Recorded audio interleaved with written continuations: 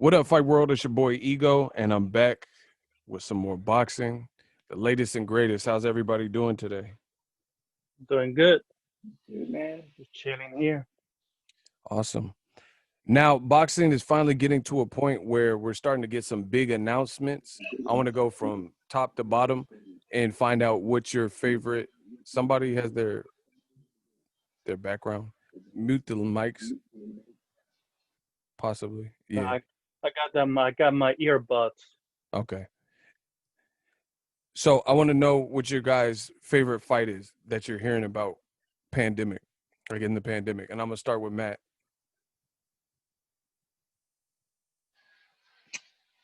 I'm looking forward to that Errol Spence fight.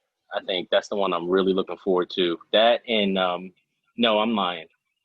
TEOFIMO versus Lomachenko. That's the one I've been waiting for. I was hoping to have by this point. That's the one I'm definitely really waiting for because I think Teo's going to take it, and then he can go out and fight Devin Haney or drop the belts and move up, and then Devin can kind of start taking over the division. However they play it out, it's going to be good. It'll be good for the division without Lomachenko just hogging all the belts and not fighting nobody. Mike, what about you?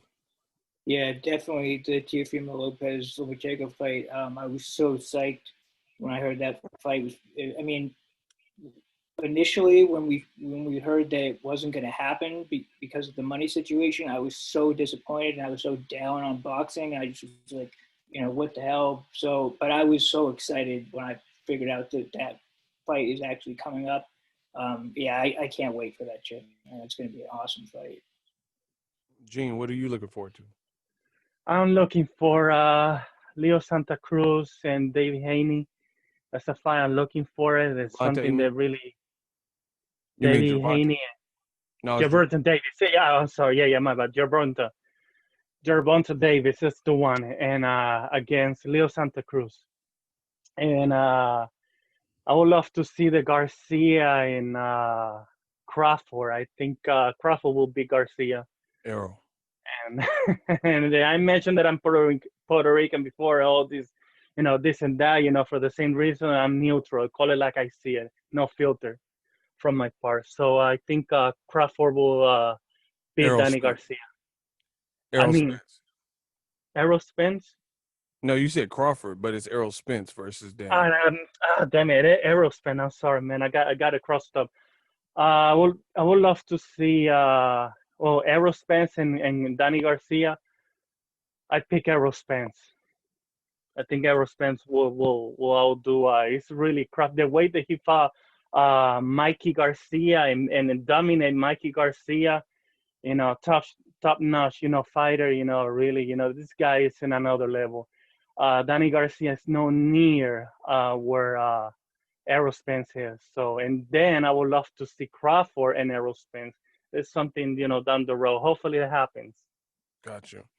Now, Matt, since we're on the topic of TEOFIMO Lomachenko, I love that fight as well. TEOFIMO Lomachenko, what are your thoughts? There was, as Mike was mentioning, there was an episode where the fight almost didn't happen over money. Some people were saying that TEOFIMO should just take 1.2 million, and they said Lomachenko was getting, I think, 3.5 million. What do you think of that split? And what do you think of just the fight being at odds at one point over money? What should Teo have done? Was 1.2 sufficient?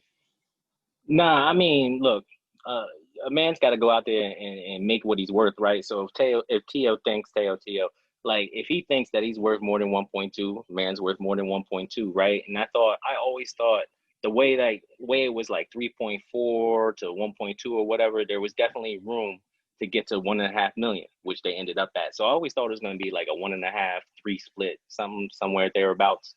That seemed pretty fair to me. So I'm just glad to get the fight's getting on, because like Mike said, I was real disappointed because I'm really looking forward to this fight. So I'm just glad that I wish it could happen in the Garden though, so we can go see it. That's the only downside. My thing is this: some people they say Teo is stupid for wanting more money, but it sounds like in the end he got more money, so it wasn't really stupid in my opinion. If you get what you want, if you say I'm not going to do it for 1.2, there has to be more money, and then you get more money, then there was kind of a smart bet. That's how I look at it. Yeah, I thought it was just part of the negotiation, right? It's like, look, you gave me 1.2. They announced it. Oh, he's getting 1.2. Nah, let's take this another step. I want to get more money. And like you said, at the end of the day, he got more money. So to me, it was the right choice. And just like, standard procedure. Mike, do you have a thought on the money, the difference in money? Well, I mean, I try not to, obviously I'm not the one going out there, so I try not to judge boxers on, on this type of thing. I mean, No, in the end, I think it was cool the fact that Loma actually gave up, he was going to get 3.5. He's now only getting 3.25. So everyone is, it seems like everyone's happy with this. And just whatever's going to get the fight made, I'm happy with it. I'm just ready to see it. Everybody's been waiting to see these two guys fight, just because the matchup is such a good one. But yeah, I mean, it was disappointing, and I was pissed off at first. But like Matt said, in the end, Teo got the money he wanted to get, so more power to him. Just at one point, I just thought like on other podcasts I've seen this, or people have talked about this. You definitely want to stay on Bob's good side, right? Like, so should this fight go to a decision, I totally want to be on my promoter's good side. And if he got into, if this kind of adversely impacted his relationship with Bob Arum, maybe it'll impact the fight if it goes to, and this is just my speculation, but maybe it could impact the fight if it went to the cards for a decision. But as far as him getting his money, I think it was a good move. That's an interesting point. I wasn't even thinking in terms of that. That's something you have to consider for sure. Like Mike said, I'm just happy the fight's happening. I feel like in boxing in 2020, we have to talk about financials and numbers, probably more so than I personally would like, because that's what gets publicized and, you see the reports and what. But in the end, we boxing fans, I'm just happy the fight's happening. Unless they're going to give me some money, I don't really care how much they're going to make. Good fight, quality fight. Who you guys picking? John, who you picking, Lomachenko or Teofimo? That's a tough one. I'll be honest. I think Loma is a little overrated. I have nothing against Loma, but they put him on a pedestal. I'm like, come on, y'all need to chill. They got to chill, John? Yeah, because this guy's a little overrated. I'm not saying he got skills. I'm not saying that he's bad or whatever. He's good. He got the talent. He's been proving, to be a top-notch fighter. But they put him on a pedestal and like, you know what? Let the best man win. I think Loma will beat him still. But anything can happen, So I think Teofimo Lopez is a little bit underrated, and he can pull, the upset as well. So let's see what happens. Okay, Tank, what's and up? It should be this, and there should be the same amount for the winner. He should get the $3 million too. If he wins, it should be equally right. Those are the things that bothers me. Sorry. No, it's all good. Tank, what's up? No, it's good. What's going on, y'all? I didn't want to interrupt. I'm listening to see where y'all at, so I didn't want to just. No, it's all good. Where you from? Cali, SoCal. That's what I'm talking about. Cali in the building. That's what I'm saying. Already. What city? Yeah, I know you NorCal. I'm SoCal, so we together we represent the whole state. Yeah, the whole thing. Unless it's Giants versus the Dodgers. Are you a Dodger fan? I'm a Giant. I'm with the San Francisco Giants. I'm a real Californian. I'm born in I'm from South Central LA. So yeah, when we grew up, it was different. Later I moved around and I'm still in SoCal, but I'm in the IE now. Okay. But we like everything. So I like the Giants. I like the A's. I like the Dodgers. I like the Padres. I like California teams. Cali versus everybody. Cali. Cali in the building. Cali is active. West Coast. I'm in LA County too. Are you? Yeah. Really? You've been out there? I've been out here. Yeah, I've been living here for. My wife and I moved. I've been here for at least 6 or 7 years now. Oh, because you have Boston in the name, so you're from Boston. Yeah, I obviously I represent being from Boston over everything. Okay, but I didn't know you even moved and migrated this way. Well, welcome, welcome. Yeah, no, I've been out here for a while now. Tank, Teofimo versus Lomachenko. Who wins? Ooh, that's a great matchup. Mm. With that one, I'm looking at it two different ways. You're looking at it from the tactical aspect of it, where you have a guy in Teofimo who is a young, strong, hard-hitting, very confident, ultra-confident, young, talented fighter going against a highly skilled fighter who has a boxing IQ. Everybody always talks about his amateur background, of course, but you know, from what we've seen so far, he's held his own in the pros. I personally don't think he deserves to be on the pedestal that they have put Lomachenko, with the amount of fights that he's had so far. Skilled, out of this world, but you know, we got to see how skills work when the attrition kicks in, when the years kick in, when you're on fight 20, 25, etc. But with this fight, those two styles clashing is going to be interesting because Loma, he started late in his career, so he's a little bit older. This layoff, I'm not sure how the layoff is going to play a role in it with the quarantine and all, but it can go one of two ways.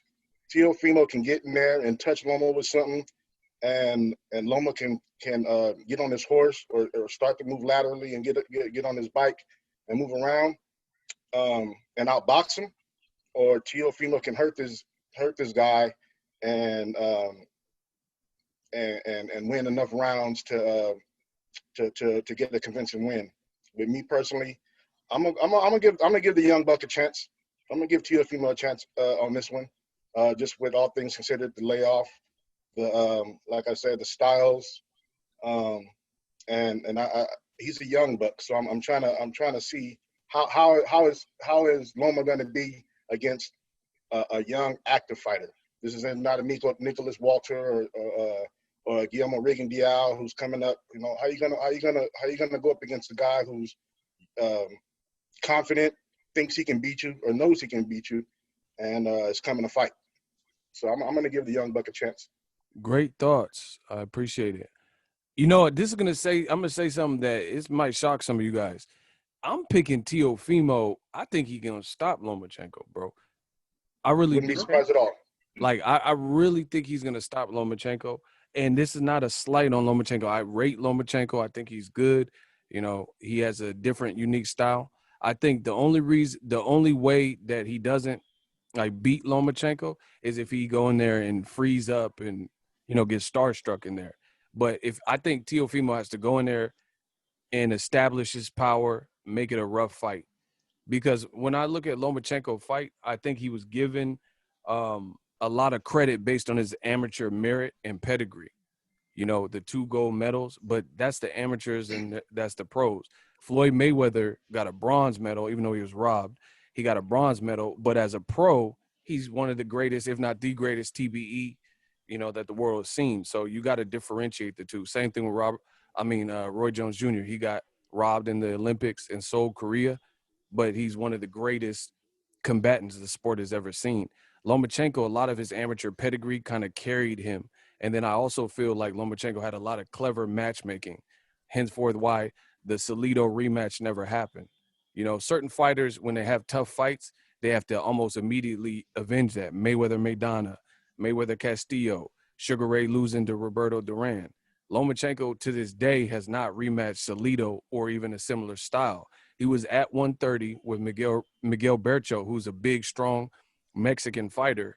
That's the closest thing to Salido style. And then Lomachenko has never even fought him, and then he just left the division. He left the division with 1 belt, and Bercho had the other belt. So why not fight Bercho or even a Tank Davis? So I think there's a lot we don't know about Lomachenko. Like, I got a question for you guys. When is the last time you seen Lomachenko get punched by a formidable puncher? Like, just really punched, like hard? Yeah. What fight was that? Didn't he fight the guy Mikey was trying to chase? What's his name? He knocked him down. Didn't he drop him? Linares. Linares. Linares. Yeah, Linares dropped him. Jorge Yeah, Linares Linares probably put was him down. the last time I seen him get really crap. He was hit So by I don't think Linares, I'm not saying he has no power, but I don't consider him. No, he's not a power puncher, but that's just the last time that Loma got hit by somebody that I saw. Okay, And he so was moving then up that's in weight. so the recent puncher that you said is Linares, and that's also the fight he got dropped. So what is he going to do with Teofimo, But power in both hands, that's got that youth to him? And, bro, I honestly feel like if Lomachenko start getting touched or the fight's like he's trailing in the fight, that's going to be foreign territory because he's usually I think he's more of a front runner. That's what I'm saying. Like He dictates the fights. yeah, he dictates, and he dictates the pacing. So if Teofimo can get ahead of that, that's going to be ugly. But if Teofimo start admiring his work or getting shell shocked or starstruck or whatever the case, then it's going to be a long night. He can't try to outbox. He can't. It'll be like Canelo versus Mayweather. He can't try to just go in there, look sweet and pretty. He got to try to Robert Guerrero versus Berto, go in there and establish dominance and stuff like that. But I'm not used Mayweather. to. Sorry about that. No, it's cool. I was just going to say I'm not used to seeing. Maidana versus Mayweather maybe also. That's a great one. That's a great fight. That's a great one. How Maidana came out with a I don't give a fuck attitude, and he brought it to Floyd. And you notice Maidana was expected to easily get outboxed. He did better than Pacquiao and Canelo, who people thought had a better chance to beat Mayweather. Listen, but you're right. I mean, I was just gonna say. I mean, you're totally right. Like, look at Lomachenko. I'm not saying Lomachenko has feather hands. I'm not saying that. I'm just saying he needs to go in there. Tio needs to go in there, just like Salido did. Go in there, go get right in his face. So when he tries to do that matador around you or whatever he tries to do, you're right there in his face. Go into the body, like you said. Tio's got power in both hands. I think you could see a second round knockout. Tio just come in there, knock him out in the second round with some power, catch him right in the chin. I don't think Lomachenko, in my opinion, will respond right if he's trailing in a fight. I think if he start tasting smoke, like let's say Lomachenko was down the first 4 rounds, that's foreign territory for him because there's no one he's really fought that he's easily losing the first 4 rounds. So I think if Teofimo gets off to a fast and responsible start, that's going to automatically put Lomachenko at a deficit that he's not used to. And Lomachenko, one of his problems to me is he wants retaliation quick. So when Linares started having success, he wants to get some success right back. And at the lightweight division, I really don't know where his power is truly like. Like Tank Davis threw single shots and was badly hurting Pedraza at 130. Lomachenko threw every punch under the sun in round 11 and 12, and he couldn't stop Jose Pedraza. And I don't believe in a bunch of triangle theories, but you have to note little things like that at times. And, who is Lomachenko really stopped at lightweight? Anthony Corolla? That, I think Teofimo would have blasted him out ASAP. You know what I'm saying? That's just my Facts. Can I build on that for a second though, King? Also, that's a good point. Not only talking about if Teofimo can get up a couple rounds early in that fight, 3 or 4 rounds, and then seeing the mentality of Loma, how he has to face adversity for the first time. I will also go this route as well, Ego. What's going to happen when Loma gets in there with a guy who he can't intimidate? What's going to happen when he gets in there with the guy who he can't psychologically defeat with his matador tactics? You know what I'm saying?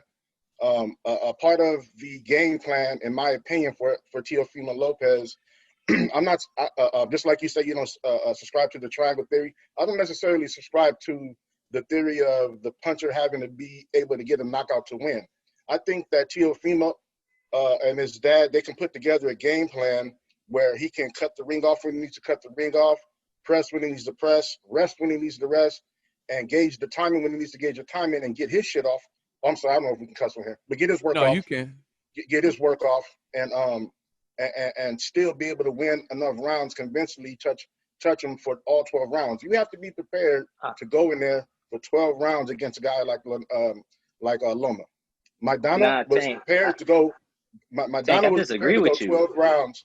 To go 12 rounds with Mayweather. Maidana didn't go in there to knock Mayweather out in the first fight, and it made for an entertaining and good fight. even though we know that McDonald probably didn't win more than 3 or 4 rounds in that fight, it was still a highly competitive fight because of the approach that he took. Matt, I don't jump in. know. I think I disagree with you. I think I don't know. As the fight progresses, I think that's a Loma fight, right? I think the longer the fight goes, I think it plays into Loma's hands. I don't know if Tio has, because look, Tio was just talking about he was like 160, like right during the pandemic, right? So he's had to come down in weight. I mean, he looks good now, but you don't know. Like, I think kind of the longer the fight goes, it plays in Lomachenko's hands. I think the faster Tio can go in there, start dominating and dictating the fight, I think he should aim for a knockout, hopefully by the 6th or maybe the 7th round. But I think if it goes to the cards, that's where the fight's definitely going into Loma's hands. And that's why I have the pushback, because when you go into fights like this, thinking that already, then you already in the mindset of, well, Teofimo had 12 rounds to knock him out or knock him down, and he didn't, and you will tend to ignore all of the great work in those rounds where they were close. It was like, well, nah, Tio touched him a little bit more, and that shit Loma was doing, he really wasn't as effective as you may have thought. But because we handicap ourselves going into fights thinking, oh, he has to do this, or I can't even see him winning. I don't think that's fair to the athletes and the people who put in the work. They may not have the technical and fancy and slick style, but they put in the work to go 12 rounds with the style that they have, and they can win rounds. And we've seen that in boxing. I don't want to act like, this is just me personally, I don't want to act like I've never seen instances in boxing where a guy like a Sugar Ray Leonard loses to a guy like Roberto Duran because Roberto Duran came in there to fight. You know what I'm saying? Or even though his styles, skill-wise, wasn't up to par with a particular fighter, doesn't mean that he necessarily can't hang in a 12-round bout. You know what I mean? Or I'm not pushing. But go ahead. I'm not pushing back on your ideology at all, because that makes sense. That's the idealistic way to go in there, is to use your advantages to his disadvantages. No, we definitely. I don't want to handicap myself going in. My bad. Go ahead. No, I understand. I don't disagree with you in every sense and on all your points, right? I was just saying, like, at the end of the day, going to the cards, I think being a more popular fighter, being that, that media darling is going to play into Lomo's hands. Like, but I definitely think, what still sticks in my head is, because I watched it last week, is just Meldrick Taylor losing to Chavez, right? Like last round, last second, 10 seconds, and then last second, like just fuck it over, right? And then there was never that rematch. Like, you just don't want to, Pamper Bob is just, you can't trust that dude. You don't know what happens when it gets down to the cards. Man, I know I got the realest channel, because we can have variance and difference of opinion, but it all makes sense. Like, I see where Matt's coming from and I see where Tank's coming from. These are all good points. And, sometimes we have to just wait and see. But one thing I will say to add to your point, Tank, is here's 2 fights. Andre Dirrell and James DeGale, and Keith Thurman, Danny Garcia. The similarity of those 2 fights was in the first couple rounds, Keith Thurman, I thought he hurt Danny Garcia, and Andre Dirrell got dropped by James DeGale in the first couple rounds. And I think that it set an early tone for the fight. So I think Teofimo, if he is to win a decision, it has to be kind of like what Keith Thurman did to Danny, or even Pacquiao versus Thurman. Because if you looked at it, Pacquiao was nabbing them early rounds with Thurman, and then Thurman rallied his way back, but it was like too little too late. So I think Teofimo can win a decision if that is the case, if he sets an early tone like James DeGale did with Dirrell, or Danny versus or Keith versus Danny, or how Pacquiao racked up an early lead. You even seen it with Broner and Maidana. When Broner and Maidana had did so many good things early that Broner started working his way back into the fight, but he got hurt late, and then, he just too little too late kind of thing. That late knockdown probably put that fight even more so in Maidana's fight that Broner suffered in that fight. Because you have to be on some like Andre Ward Kovalev stuff where you have to like really bring it to the opponent to work your way out of an early deficit. And that's what my question is for Lomachenko. If there is that early deficit where he's coming from behind, I don't know. I know he's competitive, but I don't know. I think if Tio break out to an early lead, and hurt Loma, then what is he It gonna? all I don't know how he's gonna work his way back in. it all depends because Loma is really psychological and messes with you, and I have the footwork and all that, and that's the reason I say that he's overrated. I say that he's overrated for a reason. They put him on a pedestal, and regardless of my opinion, and I said that shit Teofimo Lopez is underrated for a reason. And by me saying that it's underrated, it brings your opinion in the equation, and that you can link it, you can put those together, and that is something that really makes sense because it is up and coming. Teofimo Lopez is hungry, and he's just he's swarmed into the rope his opponent. He's the way he uses his feint, go up and down to the body. Oh man, he knows. And plus, and sparring section, he fought Tank Davis. I saw that sparring, man. That was brutal. That was a hell of a sparring, man. When those guys are really good. When I saw Teofimo, Teofimo learns a lot from Tank Davis, and that sparring. Yeah, That's top notch.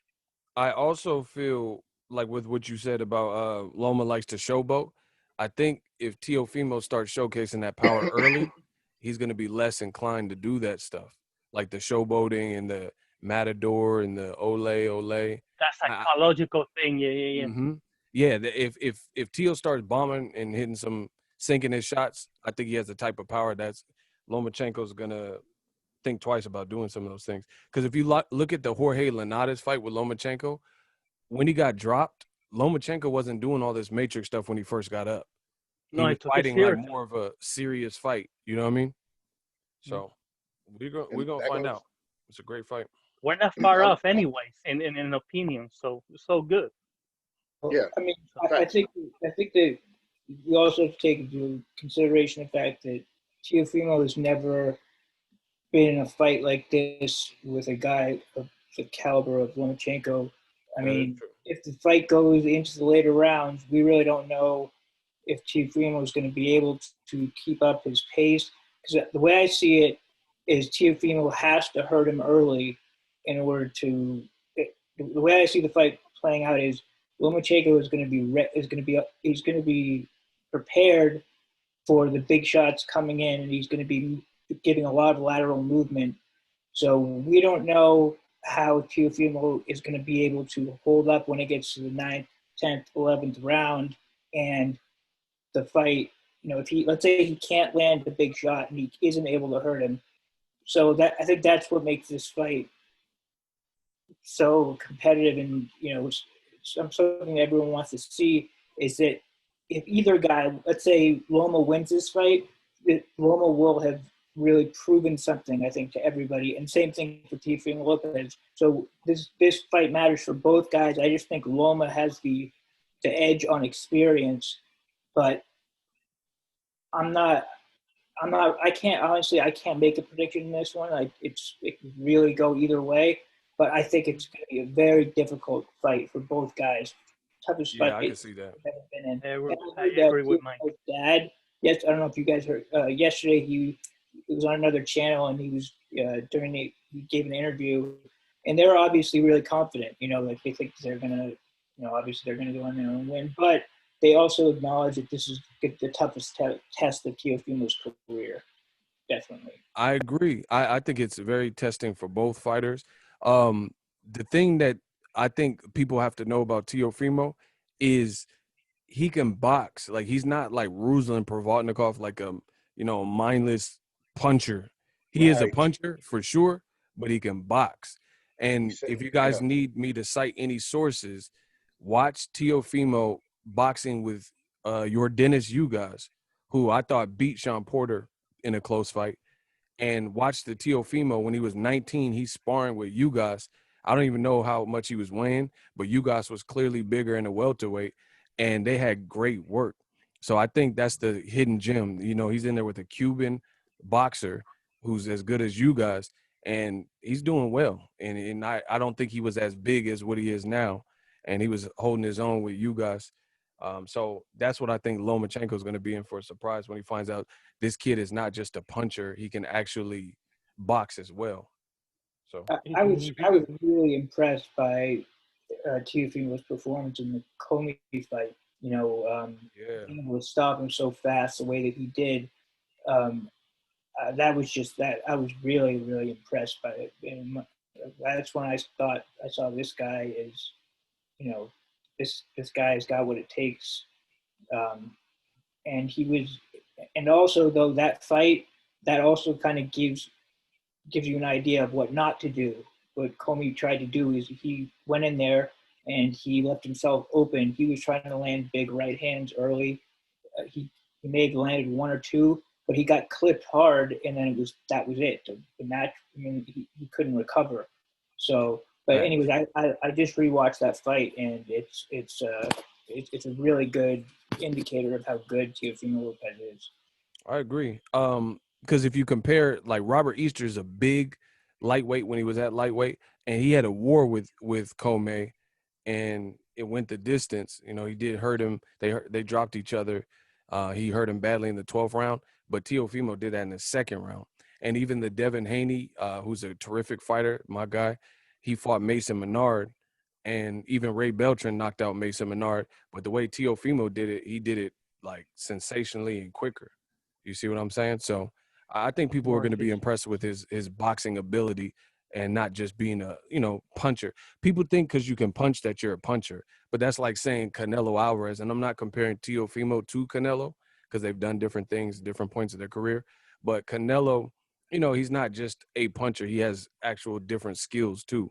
You see what I'm saying? So that's a very good comparison because they both can do. Because you can't say Canelo is just a puncher at all. But yeah. he can punch. He can punch, and he's an incredible counter puncher. He's all these things. So that's what makes this fight so great, I think. Yeah, it's lit. And when it comes to fights like this, I don't even care who people pick, me personally, because that's how you know it's the mark of a good fight when you don't know who to pick. It's a coin flip. Right. Mm-hmm. I'm just going off of what I feel and what I've seen. But in fights like this or Charlo versus Derevyanchenko, I have my opinion, but I'm not mad at anybody for picking whoever because that's how you know we have a good fight. I mean, even in the Errol Spence Danny fight, I think I know what's going to happen, but with the accident and the little variables, I don't know. We have to wait and see. So a lot of good fights to look forward to. Any last questions on Teofimo? I mean, comments on Teofimo Lomachenko from anybody? Yeah, I was going to say, also to build off what y'all both just said, actually everybody that just spoke, but also something that Michael just said, is this is going to be an interesting fight because both of these fighters answer questions for us once they fight each other. You know what I mean? Mm-hmm. There's still some questions about Loma. Well, of course, because and then also there's some questions about Teofimo. And a lot of those questions get answered by them just having this matchup. It's going to be a very intriguing matchup just because of that alone. Whether you have a guy like Teofimo who's going to get out there and have his boxing acumen put to the test and his endurance and dedication and discipline put to the test. You're going to have on the opposite end, you're going to have Lomachenko who's going to be in there, and he's going to have to get in there with a guy who possibly is not afraid of him, possibly has the endurance to stay, not get tired of him, and quite possibly has the mental fortitude not to get frustrated once Loma gets to doing what he does in the ring. So it's a very intriguing fight, and I like the point that Ego brought up before about when Moore got knocked down versus Kovalev in the first fight, got back up to win that fight. Well, the reason that Moore was able to do that is because he experienced that against Darnell Boone. So you put those kind of lessons in the bank, and then you make those withdrawals later on in your career when similar occasions arise. And I think that's what the question is with this fight with Lopez and Loma. And I was just gonna just jump in there and just say, what Tank said, I think you're gonna definitely answer questions for both people. If Loma wins this fight, I think you can definitely put an argument in there. Definitely, he's gonna be number one pound for pound, right?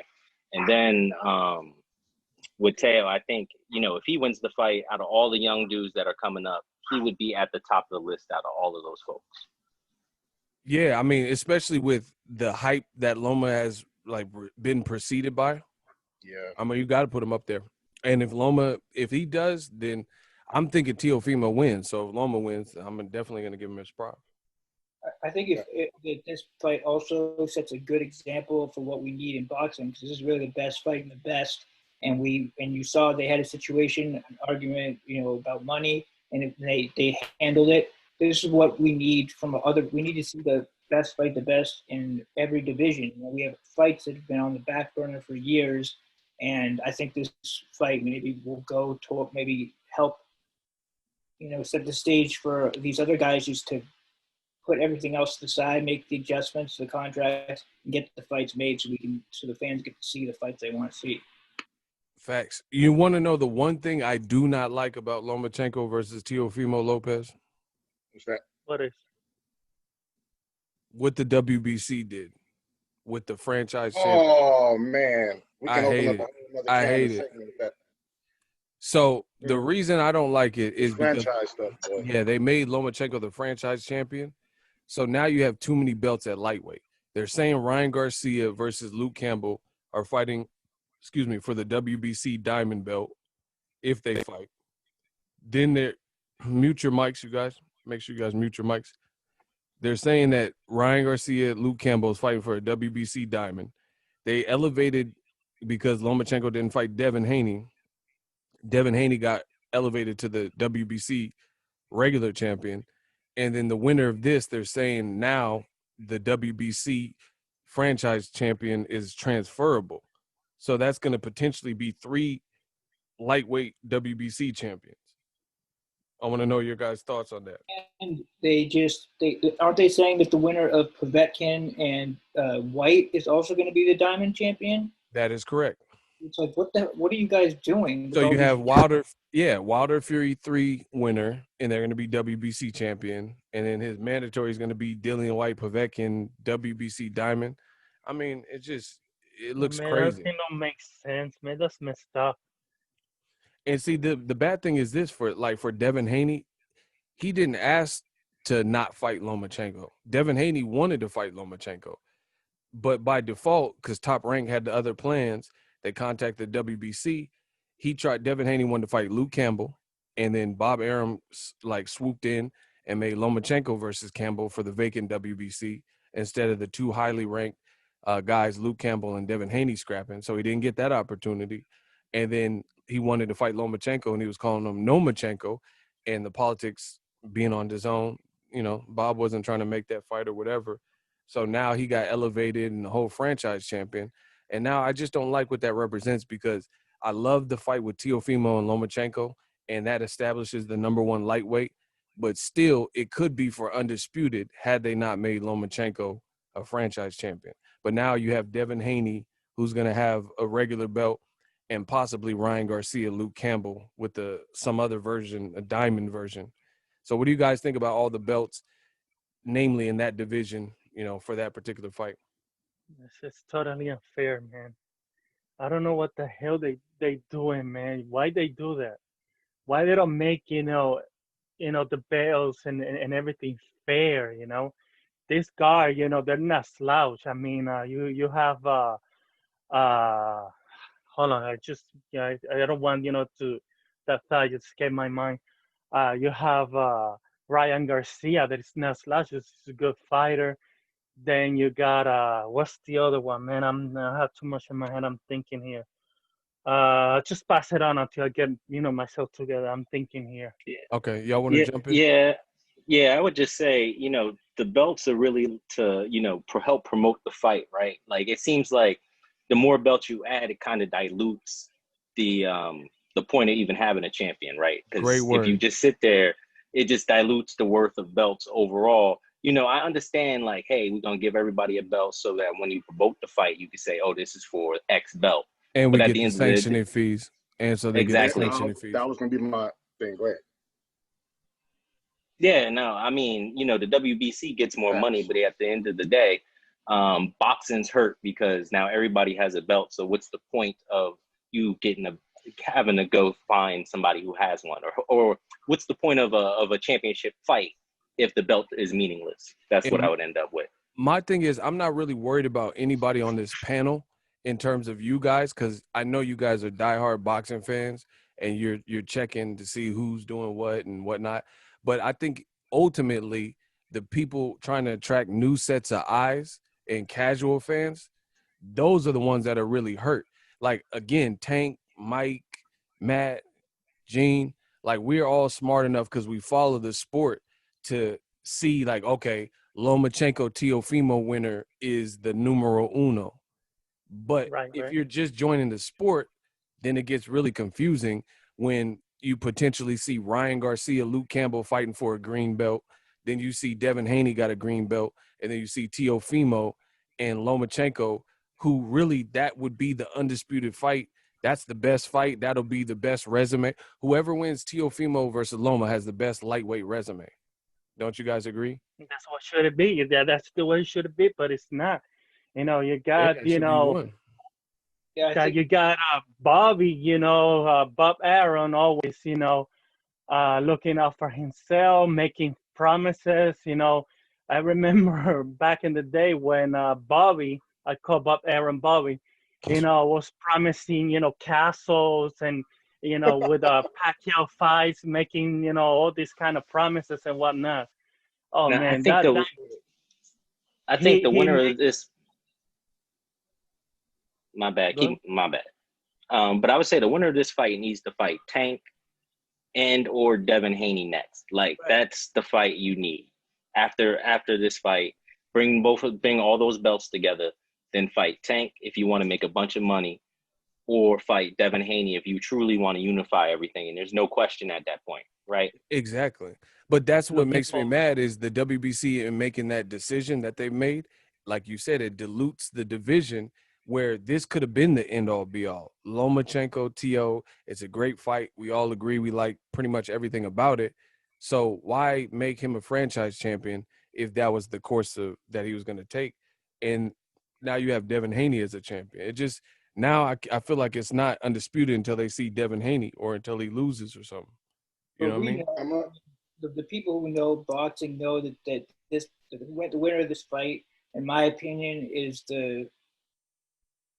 basically like you said, he's the number one guy, and those other belts just they take away the meaning of having a belt in the first place. Like, just having a belt now in boxing doesn't really mean you're anything. Like, you didn't like, and especially with so many in one division, it's just like, okay, well, there's this other guy out there, and we don't even know. Like, in the 154-pound division, there's another belt out there, and I have never even seen the guy fight. So it's like, how much? Really?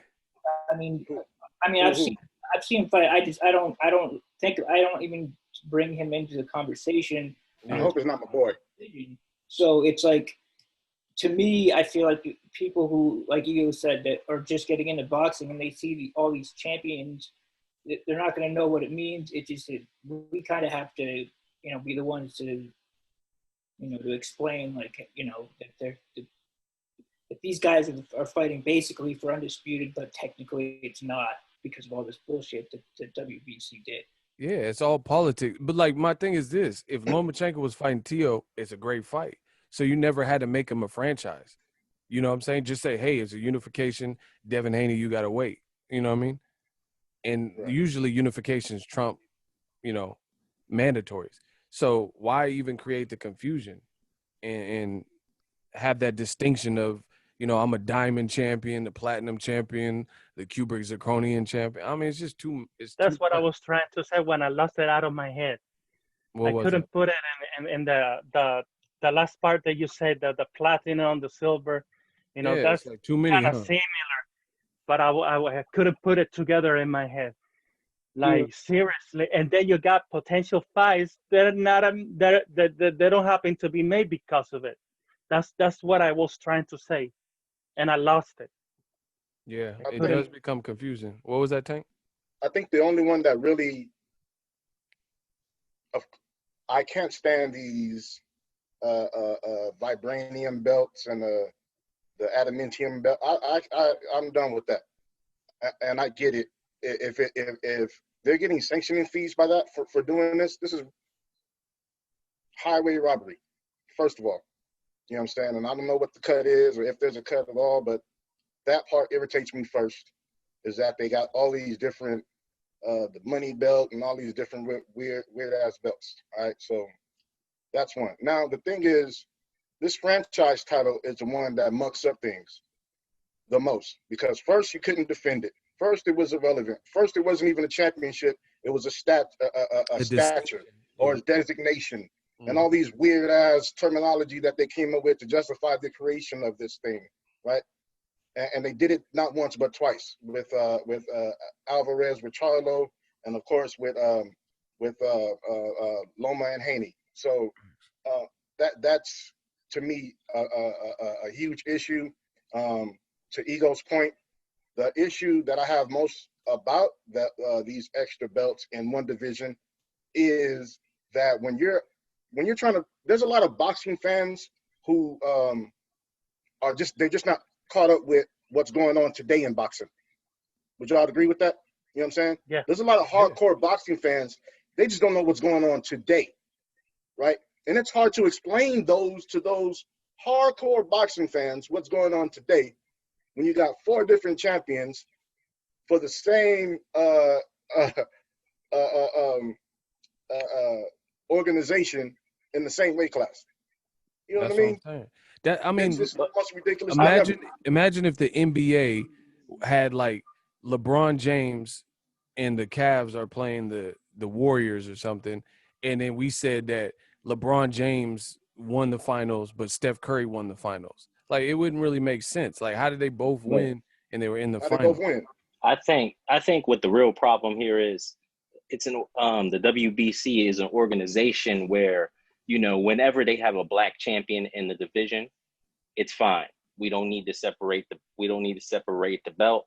I mean, as soon as they have a white dude, or if you got a Mexican dude that has the title, they're going to elevate that person to the franchise title and then have everybody else play with it. I mean, you didn't see Deontay Wilder get a franchise belt, and he had the belt for 5 years. Gary Russell's had the belt for forever. He doesn't get a franchise tag. Ooh. Like, the only people who get it, right? Canelo, you know, maybe another Eastern European dude if he gets the title, you know, but like, you never get, you know, any of their black fighters who've had the belt for 5 years ever get the opportunity to have a franchise title or a franchise designation. Male or female. Male or female too. I don't know.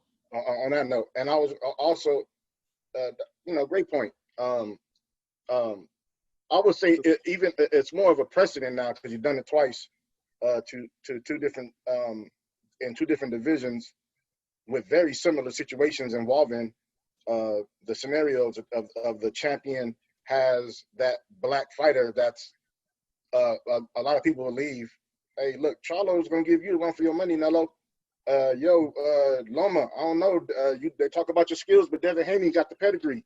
This is the godson of Zab Judah now. He didn't came up in the Mayweather gym.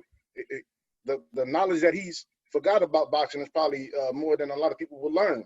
So when we have those situations, and then those fights aren't made because of elevation of championship, that's just crazy.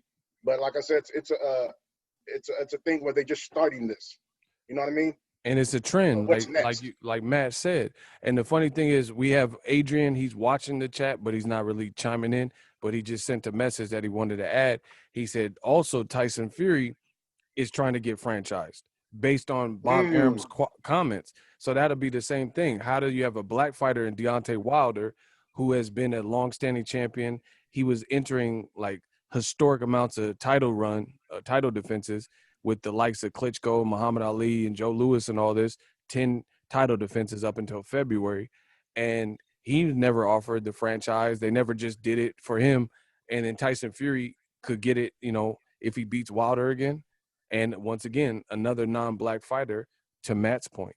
You see what I'm saying? So it kind of looks weird when that keeps happening. And meanwhile, Wilder, he had a mandatory that kept calling him out, Dillian White. And then that would have shut all that up if you just made Wilder the franchise champion. You see what I'm Right. saying? And we wouldn't have had to listen to Eddie Hearn, Clout Chase, and Dillian White. But the WBC never relieved the pressure for Deontay Wilder by making him the franchise champion. Even though I know Wilder said he didn't really care about being the franchise champion, you know, why did The fact Canelo is get it? that it wasn't even offered. Facts? You know what I'm saying?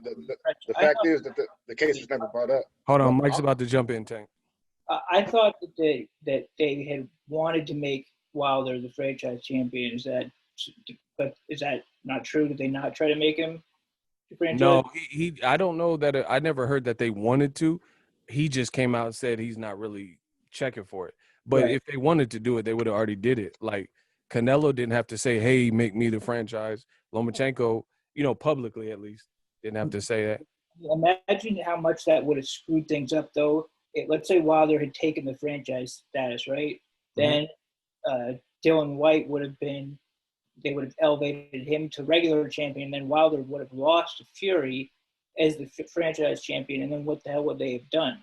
So That's why it should have never even been made, to be honest. Yeah. Because it's more confusion. Because let's say Tyson Fury hypothetically beat Wilder again in the third fight, right? Could happen, whatever. Why do I want to see Anthony Joshua versus Tyson Fury if Fury has to drop the WBC belt to not fight Dillian White to fight Anthony Joshua? This is just all confusing. You know what I'm saying? Like my dad was in the military. There's a acronym. It's called KISS. Keep it simple, stupid. And I feel like that would help boxing. Right now you have at super middleweight, you have Canelo is the 168-pound WBA, and so is Caleb Smith. Then you have this mess at lightweight with potentially 3 WBC champions. It's all too much. At one point you had Triple G and Danny Jacobs both had WBA belts until they fought. You know what I mean? It just becomes hard to identify. I think the WBA started it with they things up with the different super champion and regular champion. And what is the point of doing something like that? Like that was the first, and I feel like the WBC is doing their own little adjustment version of it. Yeah. It's just that they both are just. But that's greedy. You know what I'm saying? To me, that's kind of greedy. Once again, that's how good fights don't end up happening because of it. Yep. And then sometimes you got fighters who get cocky, like I'm the champion, I got the belt, but it's like not even a real belt. You see what I'm saying? So it's like it screws up the game, No, man. What is that sounds like? It sounds like Charlie Selenoff, man. A little bit of that. Just a little bit of that. Charlie Selenoff. A little bit of that, It give me the vibe of Charlie C a little bit funny. There. Ego, question for you. Question for you. Now that obviously you're going to have more action in the super middleweight division now that the WBC title's up for grabs. What do you think about that now with that Benavidez had to drop his belt? What do you think about that division? That hurt my heart that he lost the belt twice outside of the ring antics. One was the cocaine failed test, and then he's 22 and he lost it again. So I didn't want to see it like that because I want to see David Benavidez, if he beats his opponent Angulo tonight, I want to see him versus Caleb Plant. But now, would Caleb Plant want to fight David Benavidez with no belt? Like, that was part of the reason that everybody wanted that fight, because it was a unification. I don't know. I have to see how it plays out because David Benavidez, even though he's not eligible for the belt today, they might rank him and he has to fight the Yildirim dude. And then he might have a chance back at the belt, but it definitely messed up things. But I see that they got a lot of young lions in the division though. I think even on Top Rank, there was one dude, like a young Puerto Rican dude. Yeah, he came in. Yeah, he knocking fools out. I like Edgar. Right, like Berlanga. Berlanga. Yeah, he's stretchy dude. He got some power. Yeah, definitely think like David, he's put in the back of the queue, right? Like he's not gonna go right back and try to get the title. He's got to go back in the queue, and the queue's only getting harder. I don't know if he has to go back in the queue. What makes you think that? He dropped it on the scale. It's more of a question I was asking for you. Does he have to go back into the queue with all these young fighters trying to start fighting up, or is he just gonna have to fight for the belt next fight? I don't think he has to go back in the queue. Just look how boxing works. Billy Joe Saunders failed a drug test, and his fight with Andre got canceled, and they gave him, the sanctioning body gave him an opportunity when he was cleared to fight for the title again. He just chose to go to 168, so he didn't go back in the queue. You know, he just got it. You know, got offered the chance at his belt against Andre, but he avoided it. So I don't know, politics. So I don't think he has to go back in the queue. I think it's really disappointing though that he came in this weight, and like I just think that, you know, especially with his history and the fact that he's as skilled as he is, I mean, that just was irresponsible on his part. He really should have been on top of that shit. You know, like that disappointed me a lot. So I like David Benavidez, and I wanted to see what he could do, and he just keeps. It shows a lack of discipline, in my opinion. See, I like Mike. He's consistent. He'll consistently get on your ass if you do certain things. But that's how it should be. It should be a consistent, you know, if you have rules and stuff that you like for certain fighters. Now, I want to switch gears and talk to you guys. Professionalism, actually. Yep. Canelo Alvarez. Dun, dun, dun. Canelo Alvarez signed with DAZN. He has a reported 10-11 fight deal for $365 million. He's completed 3 fights, and now they're saying, I don't know if you guys heard, but there's a podcast with Dan Rafael. He says that DAZN is trying to get him to take a dramatic pay cut, and that's where they're at. And now it's escalated to the point where they said Canelo Alvarez is not necessarily even speaking to John Skipper with DAZN. So that's why he's not able to fight September 12th, because they're not even on speaking terms. They're like going above John Skipper. That's what they said on the podcast. So it's looking like a mess. What do you guys think of Canelo's career since he's been on DAZN and him forfeiting for the second time a September 12th, Mexican Independence Day date in September? His career is going downhill, bro. His career going. You savage, John. Why you say that? Man, I got no filter. I'm sorry. I say it the way it is. I call it like I see it. That's it. I ain't got no filter. Respect. Nope, no filter. Fernandez said he ain't got no filter. What do you guys think? I think that with the zones, we're going with the zone. Right? I think the zone has nobody to blame but themselves. They're gonna blame. They had. I'm sorry. They're gonna blame you. Shit. Hey, look. I didn't get Canelo, Triple G, Danny Jacobs, Demetrius Andre, and all these people, huh? I said Kovalev. They gave him a lot of money. Kovalev, yeah, but they had Kovalev was kind of washed, not all the way washed, but washed at that time when they had Andre, Canelo, Jacobs, Triple G. You could have been making fights this whole time the way Canelo would even have the situation that he can have without beating those guys. You know what I mean? They kind of put a binky in, a pacifier in his kids, and this dude, and he's a grown man, my bad. This man's mouth, and now he's feeling himself. He's like, I can do what I want. I'll go up there 175, fight Kovalev, come down to 68, snatch a belt, come down to 60, might get a 155, hit if I get somebody on the catch weight, you know, this guy's making all these different kind of moves. I don't know if it's the downhill of his career, but DAZN, either way, don't got nobody to blame for themselves. They gave him all that money, didn't put him in fights. They gave him that money, they had to people to fight, and they didn't put him in the ring. The face of boxing, supposedly now, Canelo Alvarez isn't even in. We're not even talking about him that much anymore because other fights are coming along. He's not fighting anybody. He's supposed to be the guy that's representing boxing, and he's not even.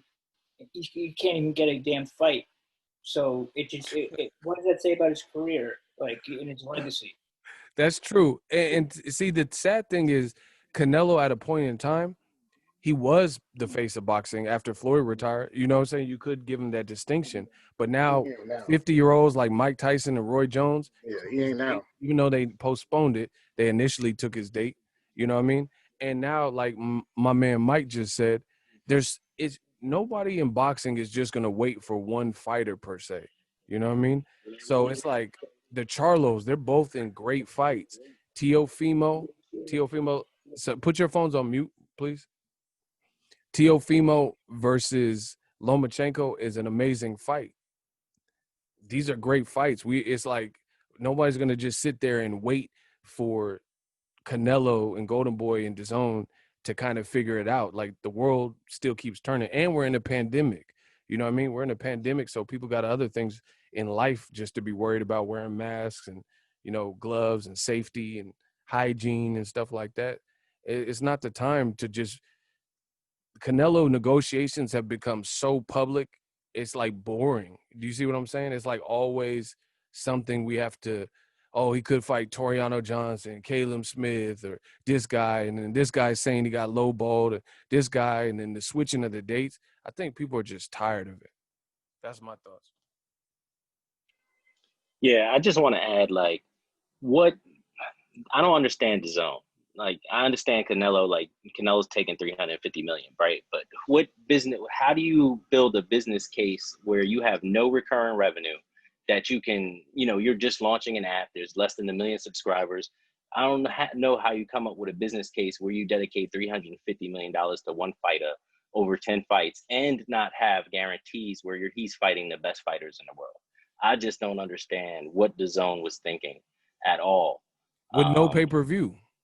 With no pay-per-view. That's not a thing. You don't have any guarantee that you're going to get another 1 million subscribers at $19.99 a month. Like, there's no guarantees there. You know what I think, Matt? I think DAZN slept on the fact, the groundwork and the groundbreaking stuff that HBO did. So they thought it was just everybody that was from HBO was going to come to them because it was a cheaper price point. But HBO, you got to keep in mind, they have great content outside of boxing. So they have built-in subscribers.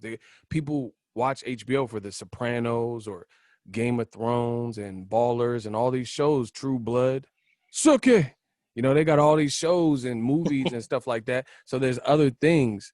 So that's what DAZN slept on. They got what do they have entertainment-wise in America? That's the thing. You keep talking about it. Like, they've canceled all of their bumper programming, right? They used to have, or try to launch, bumper programming that'll build on top of what they already have. Now, I'm a dude myself. I love that cricket. I love that soccer, but they have third tier soccer leagues. They don't have the top soccer. That's still NBC Sports. That's still Fox. Like, they still have all those all the big stuff, right? CBS. They were having Champions League matches today and shit.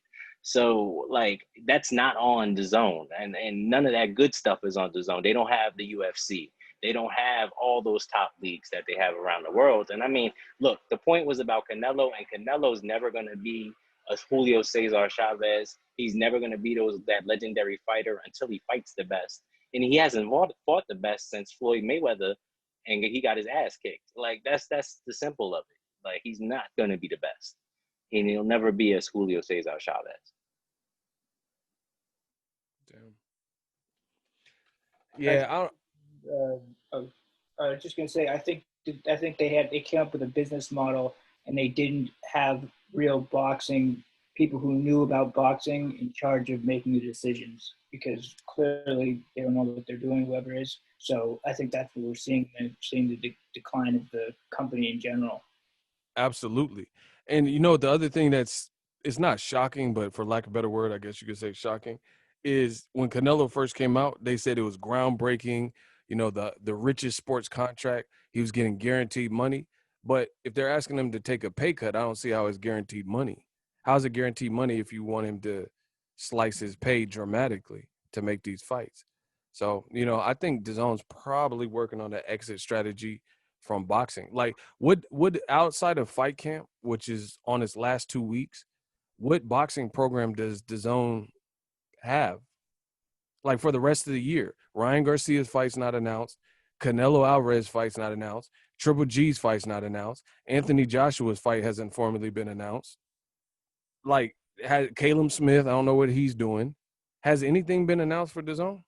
They're doing replay fights on YouTube. Like, that's what they're doing. Yeah, I see. Nah, that's cap. That's weak.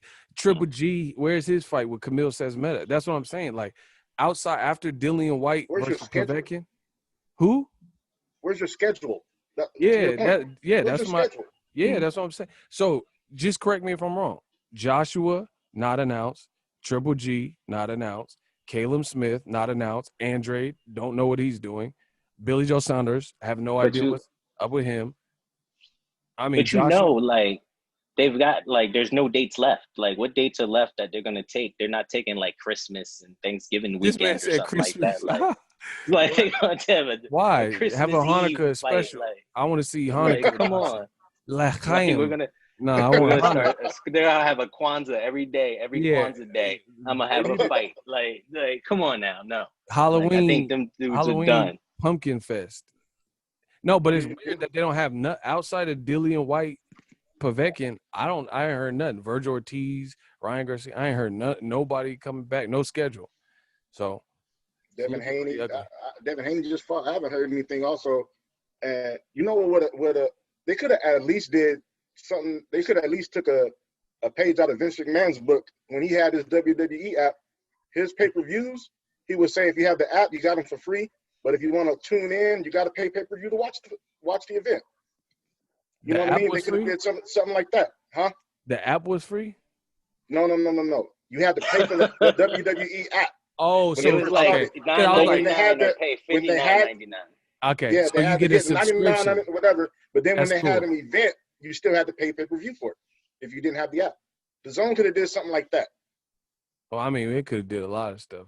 They could have did so many different things with that platform that they have. I think Eddie Hearn dropped the ball because he doesn't seem to even really care because he's got his own shit on the side, you know, with Books and toys and like condoms and all that. Involved. He doesn't seem to care if the company's doing how the company's doing. So I think that's a problem.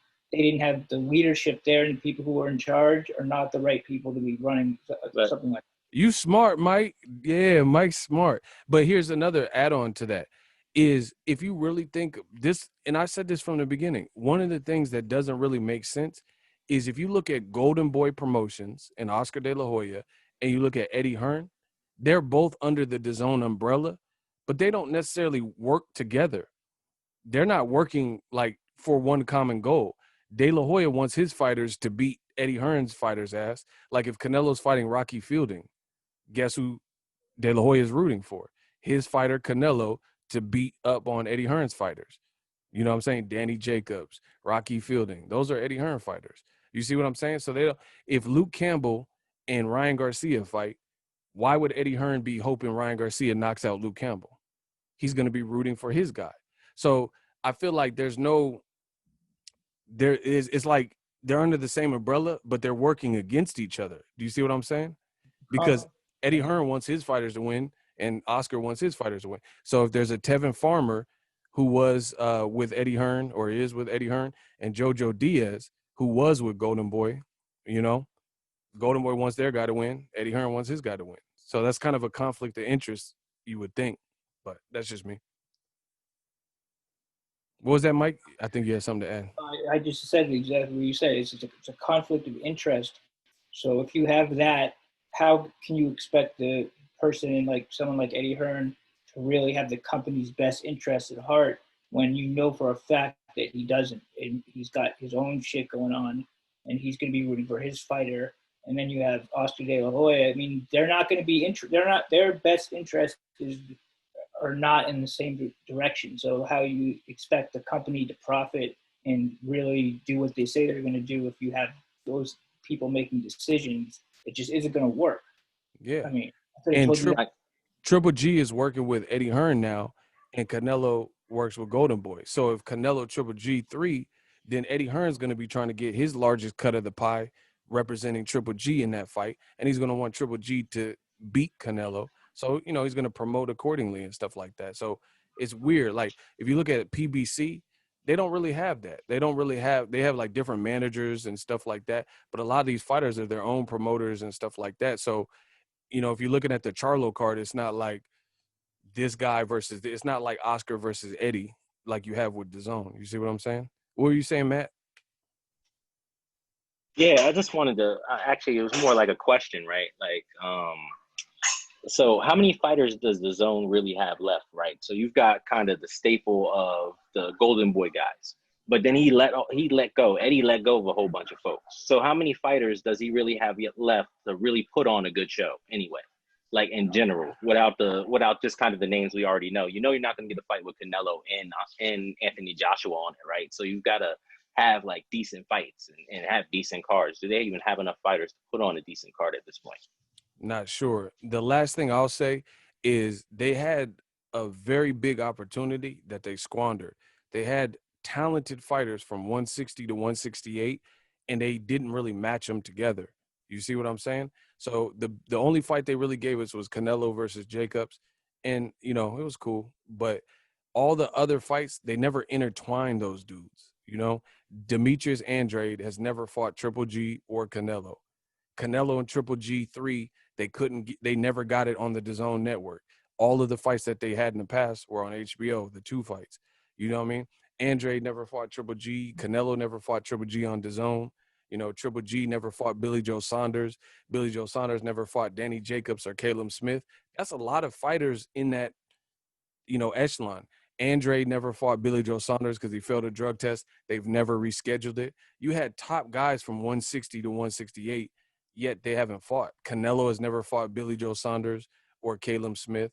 None of them have really fought except for Canelo Jacobs.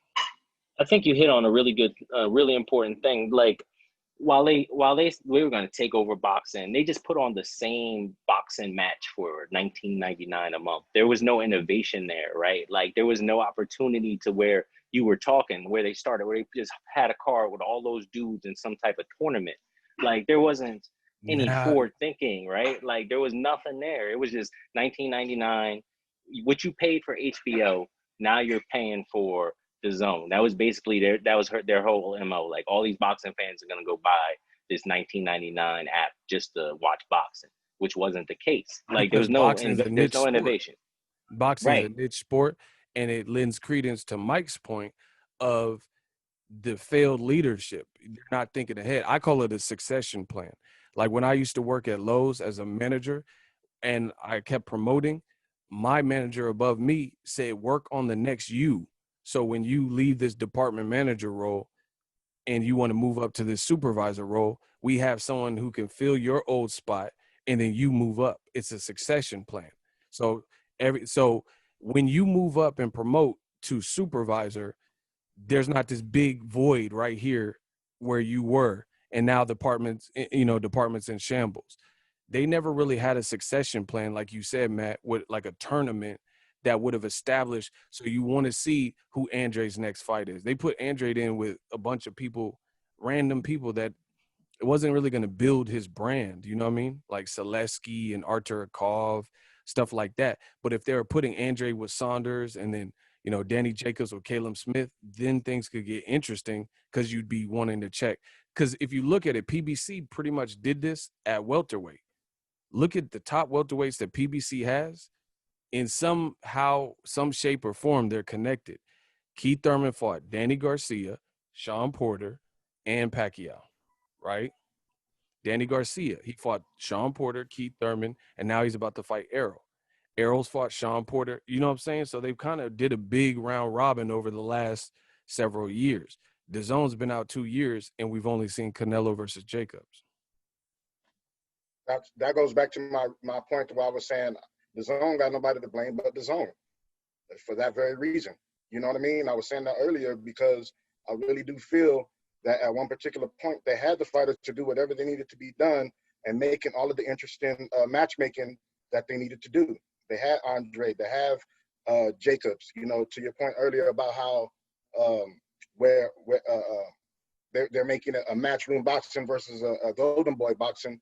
Well, you still got fights that used to be made with Triple G and Andre, to your point, and they weren't doing those. So they have nobody to blame because they just pacified Canelo this entire time until Canelo's like giving these guys a middle finger. Now everyone's like, hey, what's up? Yeah, and the crazy thing is they haven't even made Canelo Triple G3, and now that fight has lost some of the appeal and luster to me because Triple G, I thought he lost to Derevchenko. By the time they fight, he's going to be pushing 40. He's already like 38, 37 right now. So if they don't fight pandemic year and they fight next year, then what is it going to be, 39? You know what I mean? Who wants to see Canelo versus Triple G if it ain't going to be similar to the first 2 fights they had on HBO? You know what I mean? maybe rewind time back like 5 years and start over if they want to make this shit work. Like at this point, I mean, it's like, what are they going to do? They let everything. If I feel like after Triple G and Canelo fought the last time, that was when shit started to go bad, and that's kind of when DAZN came on. Isn't that what kind of when we first the app came out? So people bought the app initially. I know I did, but think about how many people dropped out. Like I know I did after a couple of months. I bet you they had a mass exiting of just everyone just getting rid of their membership because they weren't getting anything out of the membership. You know what I mean? Yeah, especially with the pandemic, because the pandemic put them back. They didn't have no fights at all 4 to 6 months, like nothing. After Mikey Garcia versus Jesse Vargas, March, April, May, June, July, probably, you know, it was pretty dead. But I'm going to wrap this one up. I want to appreciate you guys for your time. We'll do another one, and there's more topics. I'll give you a little bit more advance notice. I was gonna say something, but I had the mic on mute, and I was talking, and you know, that thing, you know, was on mute, and I forgot about it. Well, take us out, John. What do you got to say? You know, the Sun, they should be out of business. They will go out of business. They don't have, you know, they're not organized. They're not giving, you know, what the fans want. And Canelo, you know, is being pampered by these guys, you know, Golden Boy. Man, it's just looking bad. Canelo fighting a guy quickly. Come on, that's a Harry Potter character, some shit or something like that. Who the hell is Squiggly, bro? Who the fuck is Squiggly? Damn. Doesn't sound like a Harry Potter or some shit, you know, like, you know, one of those movies. Damn. Seriously, I don't know, man. The brand, you know, the application and everything, man. I don't bother. You know, I used to like the old-fashioned, you know, Showtime and HBO, you know, traditional pay-per-view. I thought with the Sun, it's gonna be okay. You know what? This is a cool thing. This is the new thing. All right, you know, this is, you know, I'm down with it. I'll fuck with it. But you know what? Time passed by and then nothing, no quality. It's just like going to Burger King or going to a burger place, and the only thing you have is the bun with lettuce and cheese. Come on, man. Hey, you going off. You going off, man. Tank, take us out. I'm about to get out of here. Yeah. Fernando. Hey, man, great build, man. This has been my, I think my first or second month in the membership. When I saw that you were getting ready to do this, Ego, I was ecstatic because I was like, man, damn, I never thought that a lot of people would use their platform like this. You know what I'm saying? These are great builds, it builds for great conversation. We're like-minded, well, not like-minded in terms of agreeing on particular instances, but in terms of like-minded as being true boxing fans and people who understand the game, having an intelligent boxing conversation. This was dope, and I appreciate the invite. Yeah, no problem. Yeah, I'm gonna make it just, I gotta get some stuff done. Like, I'm doing some remodeling stuff, but yeah, we're gonna make them routine, talk about different topics. Any members, you guys are members or members watching the re-air, send me topics because we're gonna get this cracking. Mike's always in them, Matt be in them, Jean. So yeah, you guys, any members, Patreons, you're all welcome. Shoot me topics, ideas, and I'll just collect them, and then, you know, we'll talk about the hottest things. So one thank you. topic will be, yeah. So. Yeah, just email me or hit me up. Yeah. All right. Yes, sir. Appreciate you guys for your time. Yes. Thanks, everybody. Peace out, y'all. Yes, sir, everybody. Peace. Stay safe. So if you enjoyed this video and want more content like this on the channel, you can show your appreciation by going to the PayPal donate button or the YouTube support button, and you can donate any amount that you feel is equivalent to the value of this video. Much more to come. Thank you guys for your support. Boxingego, the future of boxing.